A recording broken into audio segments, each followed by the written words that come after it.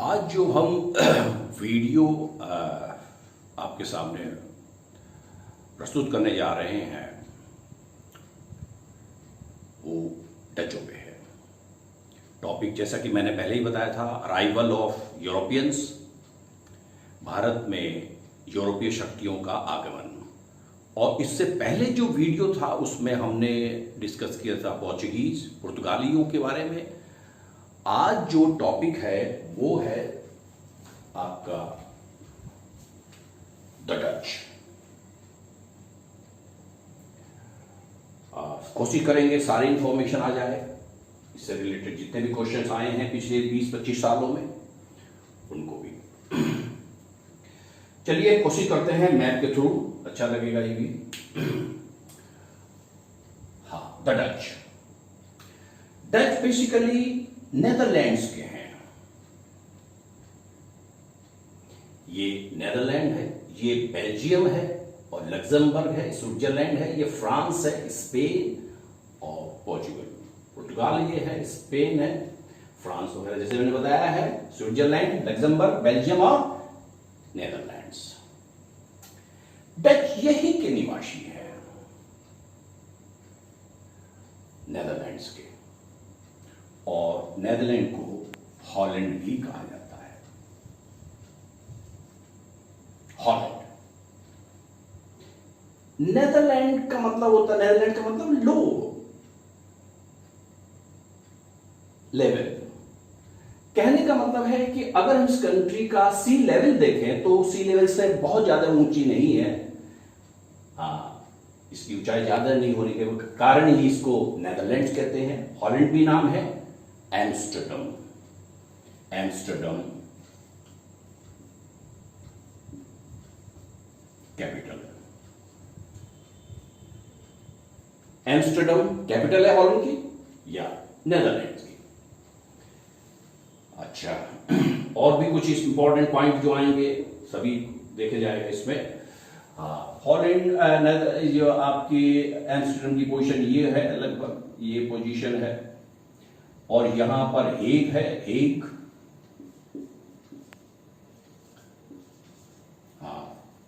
Hague में ही ICJ है, international court of justice.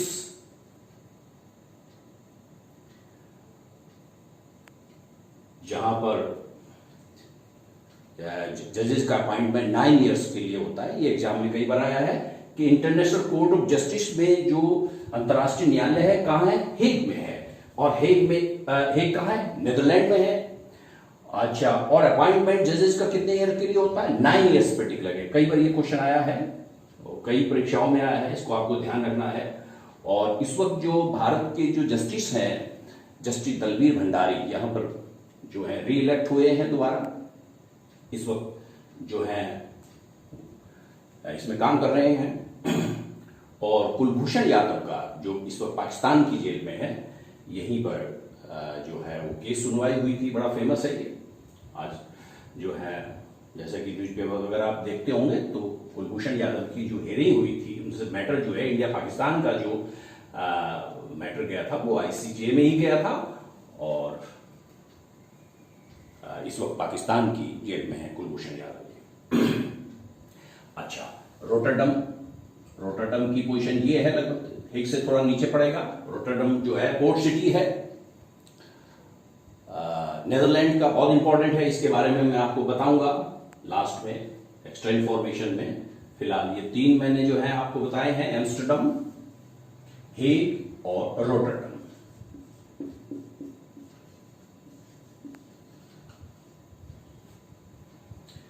इनके अच्छा, भारत में जैसे मैंने बताया कि इंडिया में सबसे पहले पोर्चुगीज आए, उसके बाद जो है इन्हीं के मान सकते हैं। हालांकि डच और इंग्लिश लगभग पैरेलली आते हैं। और हम डचों के बारे में बताने से पहले एक थोड़ी सी इंफॉर्मेशन बताएंगे कि कैसे ये कंपनी बनी। उससे पहले की जो बैकग्राउंड है वो जानना बहुत जरूरी है। एक व्यक्ति हुए हैं डच, उनका नाम था ज़ेन ह्यूगेन वॉन लिनशोटन, ईएन लिनशोटन।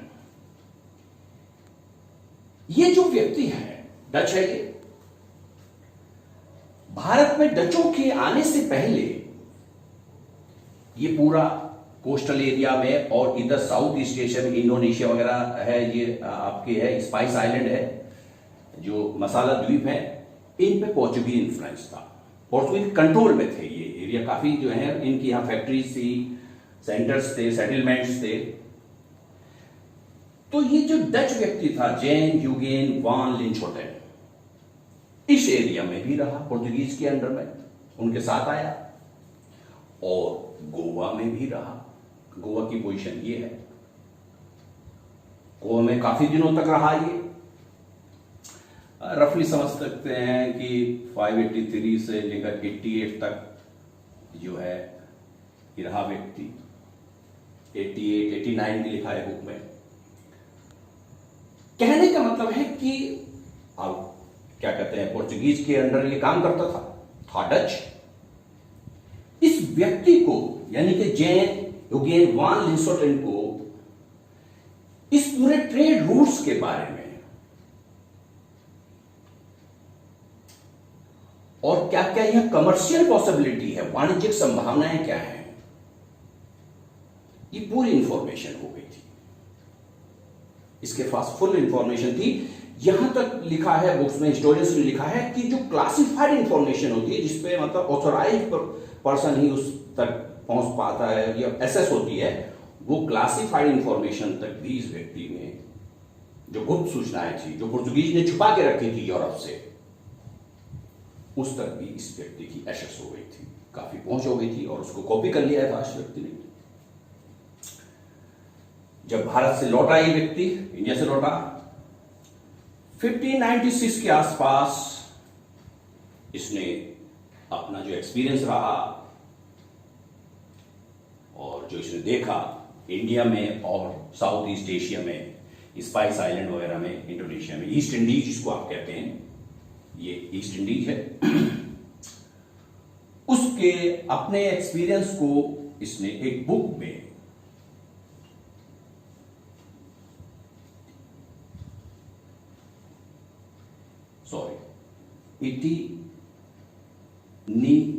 इटिनेरेरियो, हाँ ये बुक है इटिनेरेरियो।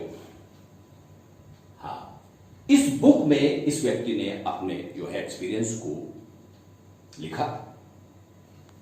ITINERARIO, इटिनेरेरियो। इटिनेरेरियो का भी अर्थ होता है routes for journey, way to journey, इसका मतलब ये कह सकते हैं आप। इटिनेरेरियो इसकी बुक पब्लिश हुई और इससे वेस्टर्न यूरोप की बहुत सारी लैंग्वेजेस में, यूरोप की बहुत सारी लैंग्वेजेस में ट्रांसलेशन हुआ। एक इससे उत्तेजना, सेंसेशन पैदा हो गया, क्योंकि यहां की जो ट्रेड पॉसिबिलिटीज थी और इस एरिया की, वो फुल इंफॉर्मेशन थी और ट्रेड रूट्स के बारे में भी मैप वगैरह भी था, इंफॉर्मेशन थी। काफी फेमस रही बुक इसकी। हाँ, इसी से प्रभावित होकर या हेल्प काफी मिली एक व्यक्ति, दूसरा डच हुआ, उसका नाम था कॉर्नेलियस डी हाउटमैन। हाँ, IUS भी लिखा है और IS भी लिखा है, यू भी नहीं लिखा है कहीं बुक्स में, इससे कोई फर्क नहीं पड़ता। हाउटमैन व्यक्ति था। हाउटमैन ने लिनशोटन से भी मुलाकात की थी और 16th सेंचुरी के एंड में लगभग 1597 के आसपास ये व्यक्ति भारत से मतलब वहां से चला था पहले ही, और 1597 के आसपास ये वापस लौट गया। लिनशोटन ने इसको काफी इंफॉर्मेशन दी थी। हाँ, मसलन जैसे हम कह सकते हैं, देखिए ये ट्रेड रूट्स है, ये आपके हॉलैंड से चल के आया है, हॉलैंड से चलते हुए एक रूट जो है, ट्रेड रूट जो है, सी रूट जो आ रहा है इंडिया की तरफ जा रहा है, और ये एक ईस्ट इंडीज की तरफ जा रहा है। ईस्ट इंडीज मतलब इंडोनेशिया के आसपास का क्षेत्र। तो हाउटमैन को एक एडवाइस दी थी लिन शोटेन ने कि देखिए, अगर आप ईस्ट इंडीज की तरफ जाना चाहते हैं तो मलक्का स्ट्रेट होके ना जाए। ये मलक्का स्ट्रेट है, ये इंडोनेशिया का सुमात्रा आइलैंड है और ये जावा आइलैंड है, ये इंडोनेशिया का है। और इधर आपके जो है ये मलय पेनिनसुला है और क्या कहते हैं मलेशिया ही है और इसके नीचे सिंगापुर वगैरह है। तो ये मलक्का स्ट्रेट से आप ना जाए। मलक्का स्ट्रेट को आप यहां रख सकते हैं। स्ट्रेट का मतलब एक जल संधि होती है, टर्न होती है। मलक्का स्ट्रेट से आप ना जाए, मलक्का से। क्यों? क्योंकि यहां ये पूरा कंट्रोल है पोर्चुगीज का और वो आपको उस एरिया में जाने नहीं देंगे। आप सुंडा स्ट्रेट से जाएं। ये सुंडा स्ट्रेट है, यानी कि सुमात्रा आइलैंड और इंडोनेशिया के जावा आइलैंड के बीच जो स्ट्रेट है वो सुंडा स्ट्रेट है।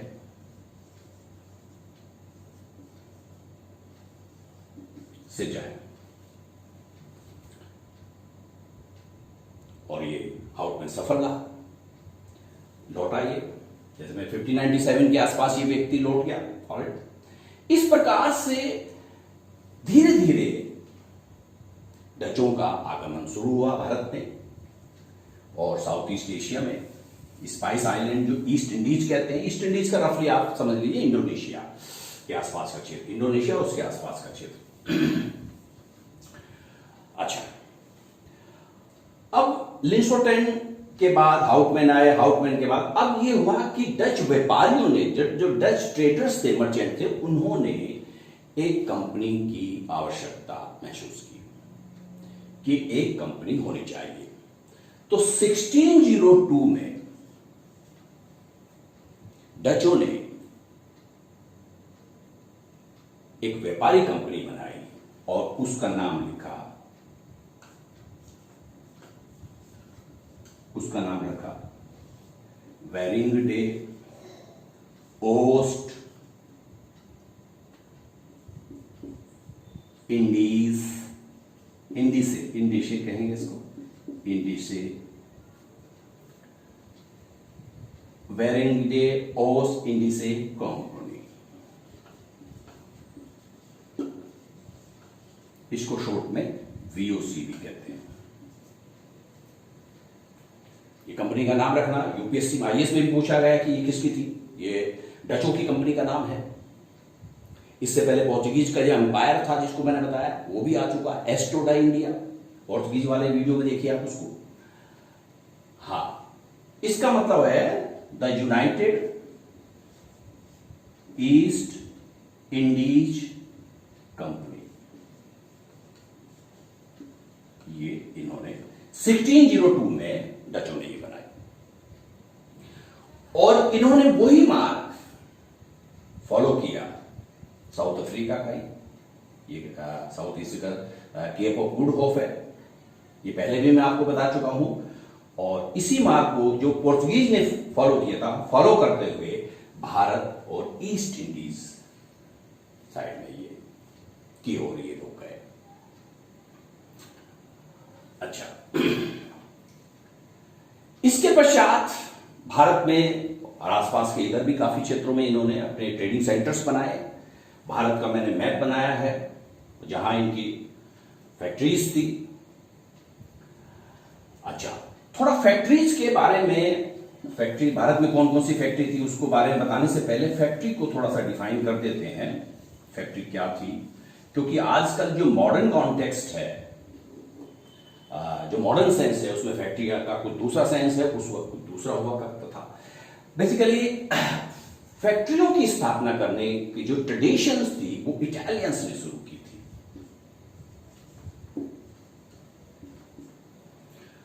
मेडिटेरियन, देखिए ये मेडिटेरियन सी है, में क्या मेडिटेरियन सी से लगे हुए क्षेत्रों में, जैसे अलेक्जेंड्रिया इजिप्ट में है, कायरो जो है ये राजधानी है इजिप्ट की, यहां पे उन्होंने फैक्ट्री बनाई। फैक्ट्री का मतलब होता है गोडाउन, गोडाउन वेयर हाउस से। वहां कोई मैन्युफैक्चरिंग हब नहीं थी, वो मैन्युफैक्चरिंग सेंटर नहीं था। फैक्ट्री का मतलब ये है, फैक्ट्री का मतलब है कि सिर्फ वहां पे जो गुड्स हैं उसको स्टोर किया जाता था और उसको बाद में एक्सपोर्ट किया जाता था। तो ये इटली वासियों ने, इटालियंस ने शुरू किया था और जिसको पोर्चुगीज ने अडॉप्ट किया फैक्ट्री को, और उसके पश्चात डचों ने और ब्रिटिश ने, सब ने ये फैक्ट्री सिस्टम हुआ। लेकिन फैक्ट्री के बारे में मेन इंफॉर्मेशन है, वहां कोई मैन्युफैक्चरिंग नहीं होती, कोई विनिर्माण नहीं होता, वो सिर्फ गोडाउन के रूप में काम करते थे।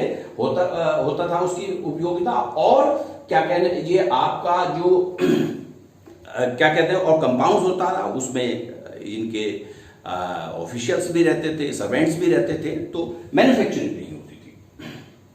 अच्छा, इसका जो हेड होता फैक्टर, एक चीफ फैक्टर होता था, ये भी क्वेश्चन आया, फैक्टर कौन थे भाई? चीफ फैक्टर होता था, फैक्टर होता था, अंडर फैक्टर होता था, और बहुत सारे क्लरिकल स्टाफ भी होता था उस फैक्ट्री में। अच्छा, भारत में जब पोर्चुगीज आए, डच आए, तो उन्होंने सबसे पहली फैक्ट्री मसूलीपट्टनम में बनाई।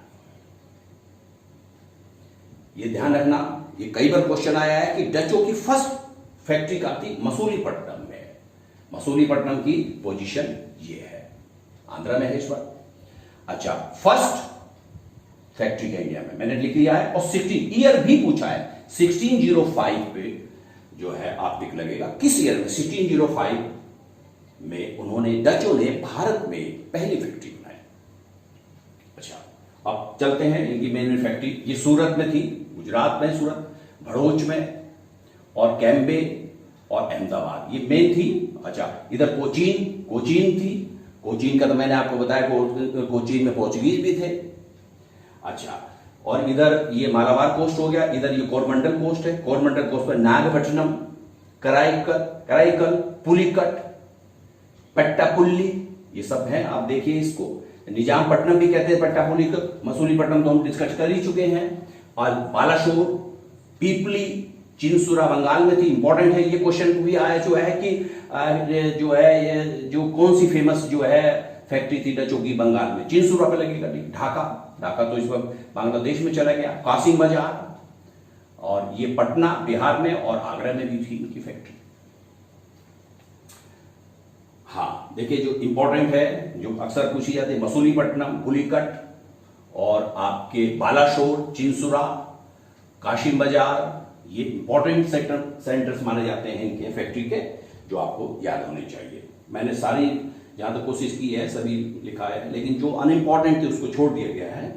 अच्छा, पुलिकट इनका जो है क्या कहते हैं, एक प्रकार से चीफ सेंटर था इंडिया में, कुछ दिनों तक रहा, उसके बाद नेकपट्टनम बना, फिर पुलिकट बन गया। लेकिन एक बहुत काम की चीज मैं आपको बताना चाह रहा हूं कि ये साउथ एशिया और साउथ ईस्ट एशिया का पूरा जो क्या कहते एडमिनिस्ट्रेटिव सेंटर था वो बटाविया में था। देखिए मैंने बटाविया को इंडिकेट किया है, देखिए ये इंडोनेशिया का सुमात्रा आइलैंड है और ये जावा आइलैंड है, और बटाविया को ब्रैकेट में जकार्ता, यानी कि आजकल जो मॉडर्न जकार्ता शहर है इंडोनेशिया का, वो ही बटाविया है। ये ध्यान रखना। अगर कभी एग्जाम में आए कि इनका पूरा जो चीफ एडमिनिस्ट्रेटिव सेंटर जो था, जहां गवर्नर जनरल उसकी काउंसिल बैठती थी, वो बटाविया है। इंडोनेशिया के जावा आइलैंड पे था ये, ध्यान रखना इस चीज को। अच्छा, दूसरी बात है, बटाविया का महत्व इतना था कि यहां से इंडिया से जो भी सामान जाएगा वो डायरेक्ट हॉलैंड नहीं जाएगा, पहले वो बटाविया जाएगा। बटाविया से ही जो है सारा जो है सामान शिप के थ्रू से जो है नेदरलैंड जाएगा, नेदरलैंड जाएगा बटाविया। मैंने बताया कि गवर्नर जनरल काउंसिल यहां बैठता था, क्या क्या आपके ट्रेड है, कौन किस किस शिप में क्या है, पूरी इंफॉर्मेशन यहां के जो ऑफिशियल थे डच को बटाविया को ही देने पड़ते थे, गवर्नर जनरल। और गवर्नर जनरल काउंसिल का, जब मैंने बताया कि सेंटर कहां था, बटाविया में था, वो रेस्पॉन्सिबल था बोर्ड ऑफ डायरेक्टर्स यहां एम्स्टर्डम में बैठते थे। बोर्ड ऑफ डायरेक्टर्स इनको कहा जाता था जेंटिलमैन, ध्यान रखना ये कभी टर्म आ सकती। 17 जेंटिलमैन 17। टोटल जो बोर्ड ऑफ जो क्या कहते हैं बोर्ड में जो डायरेक्टर्स की जो नंबर्स था वो 70 थी। जिनको जेंटलमैन 17 कहा जाता था। बटाविया का गवर्नर जनरल और काउंसिल है, इन्हीं जेंटलमैन 17 के प्रति रिस्पॉन्सिबल थी। ओके, चलिए आगे चलते हैं। अच्छा, जैसे हमने पहले कहा कि पहले लेक्चर्स में भी बताया था कि पोर्चुगीज का डाउनफॉल में डचों का बहुत बड़ा इंपॉर्टेंट रोल रहा है। जब भारत में डच आए तो ऑलरेडी यहां पे पोर्चुगीज थे, और जाहिर सी बात है ट्रेड मोनोपोली के लिए, ट्रेड्स के लिए उनसे कॉन्फ्लिक्ट हुए, उनसे संघर्ष हुई, लड़ाई हुई, और पोर्चुगीज ने ही ईस्ट इंडीज के जो स्पाइस आइलैंड से डचों ने ही पोर्चुगीज को ईस्ट इंडीज के जो स्पाइस आइलैंड से वहां से एक्सपेल कर दिया, निकाल बाहर किया। इस पूरे एरिया को यूरोप से होने वाले लगभग सारे जो एक प्रकार से मोनोपोली एस्टेब्लिश कर ली थी स्पाइसेस के बारे में, मसालों के विषय में इन्होंने पोर्चुगीज को बाद श्रीलंका से मलक्का की क्वेश्चन ये है, मलक्का से निकाल दिया 1641 में। मलक्का से 1641 में, सीलोन जिसको श्रीलंका कहते हैं 1658 में के आसपास इन लोगों ने पोर्चुगीज को निकाल बाहर किया।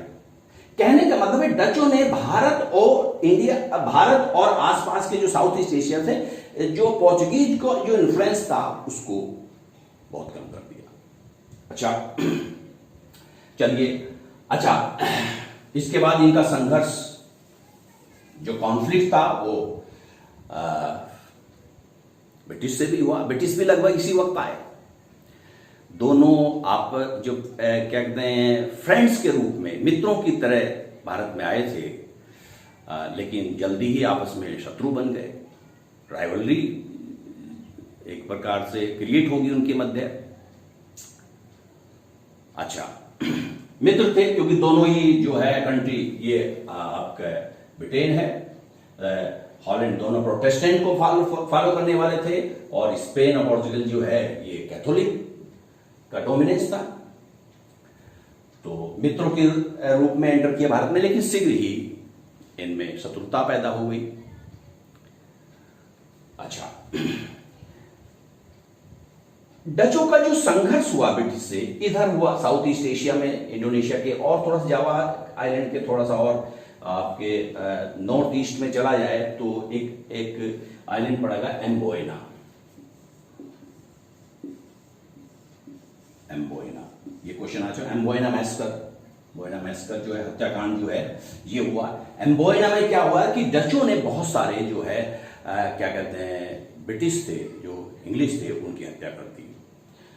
और इसकी वजह से ये बताया जाता है कि ब्रिटिश ने, अंग्रेजों ने इस क्षेत्र से अपने आप को अलग कर लिया और भारत पर कॉन्सेंट्रेट करने लगे।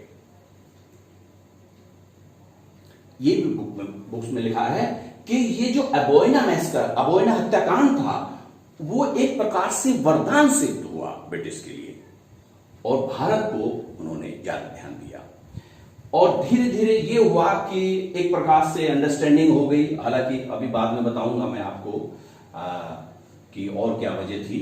और इस प्रकार से डच धीरे धीरे अपने आप को मेन इंटरेस्ट ईस्ट इंडीज में ही रहने उनका रहा, और भारत ने ब्रिटिश ने भारत में ही अपने आप को कॉन्सेंट्रेट किया। लेकिन कुछ और घटनाएं हुई जिससे भारत में डचों का प्रभाव कम हुआ। हाँ, एक बैटल हुआ है, बैटल ऑफ बदेरा। हाँ, 1759 का। बदेरा की पोजीशन यही है, हुगली के पास है, चिंसुरा। बैटल ऑफ चिंसुरा भी कहते हैं इसको, बैटल ऑफ बदेरा भी कहते हैं। यहीं पर लड़ाई हुई थी, और जिसमें ब्रिटिश की नेवल सुप्रीमेसी, नौसैनिक सर्वोच्चता स्थापित हुई, और धीरे धीरे भारत में डचों का प्रभाव कम हुआ।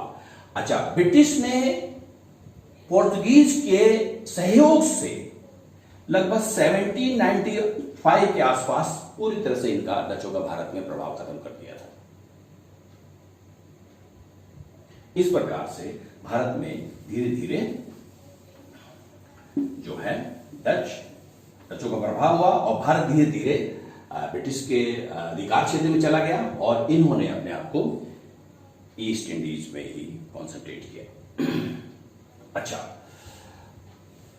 भारत में जैसे मैंने बताया बहुत सारे इंपॉर्टेंट, पुलिकट था, इनका सेंटर था, मसूलीपट्टनम, कोची, नागपट्टनम, ऐसे सेंटर थे जहां और भी थे एक दो जगह जहां ये जो डच लोग हैं सिक्के बनाया करते थे, मिंट्स। इस पे भी क्वेश्चन आया था भाई, मिंट्स कहाँ कहाँ थे। हाँ, तो पुलिकट में भी था, कोचीन में भी था, नागपट्टनम में भी था और आपके जो है पौंडीचेरी में भी था। हालांकि पौंडीचेरी में इतना इंपॉर्टेंट नहीं है, लेकिन ये नागपट्टनम है, कोचीन है, पुलिकट है, मसूलीपट्टनम है, यहाँ इनके मिंट सिक्के जो है गढ़े जाते थे। और इनका जो गोल्ड कॉइन था, ये क्वेश्चन है, पैगोडा जो है डचों का गोल्ड कॉइन था और इस पे जो है इस पर जो इमेज थी, देखो इन्होंने क्वाइनेस सिस्टम में जो सिक्के ढालने की जो प्रवृत्ति इसको लोकल मॉडल को अडॉप्ट किया था और इसीलिए जो लॉर्ड वेंकटेश्वर है, लॉर्ड वेंकटेश्वर मतलब विष्णु भगवान, हाँ,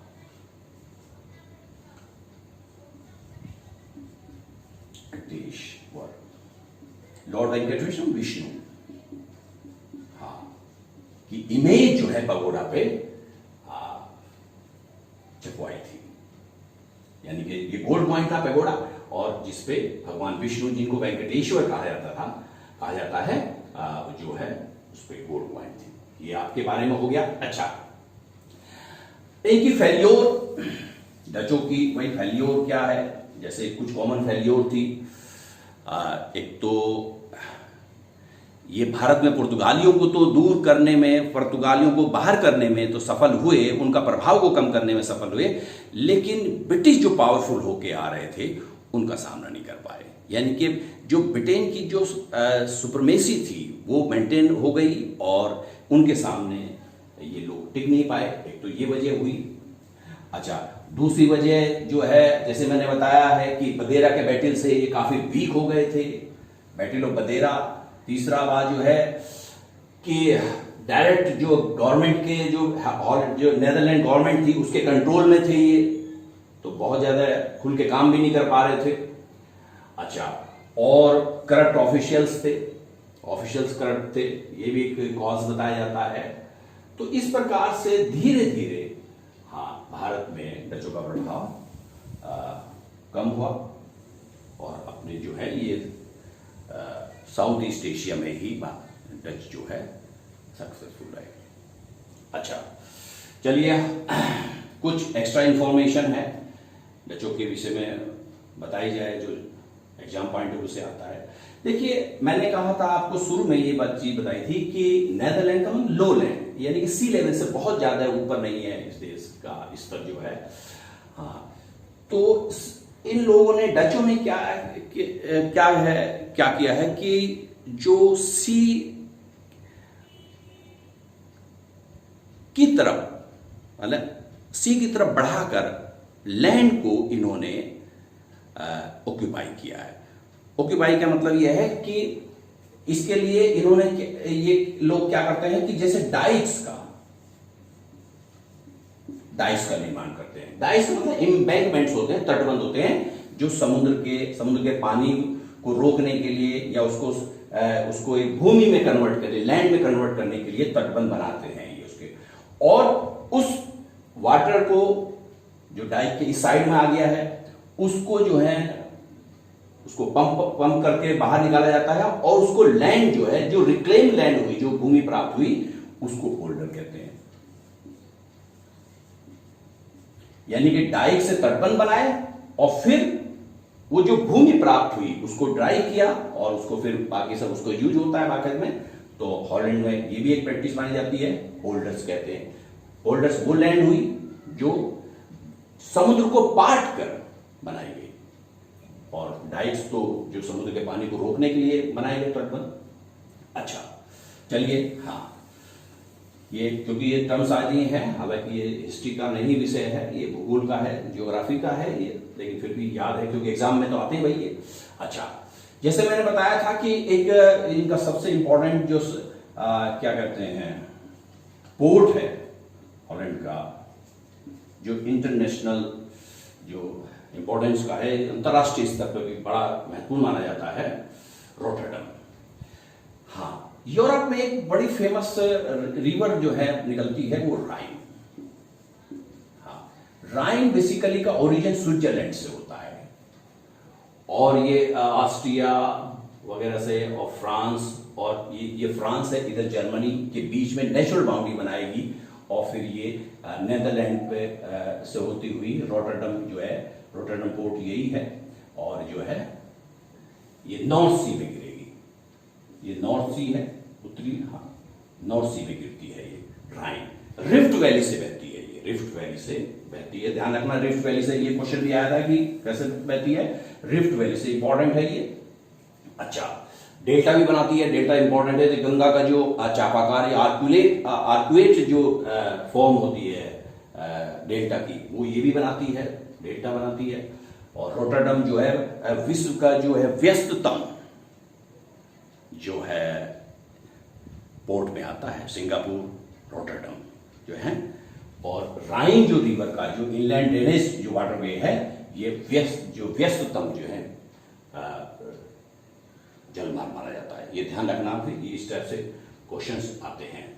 हाँ, जैसे मैंने रिफ्ट वैली से बहती है और फ्रांस और ये इधर जर्मनी है, जर्मनी के बीच में नेचुरल बाउंड्री बनाएगी ये।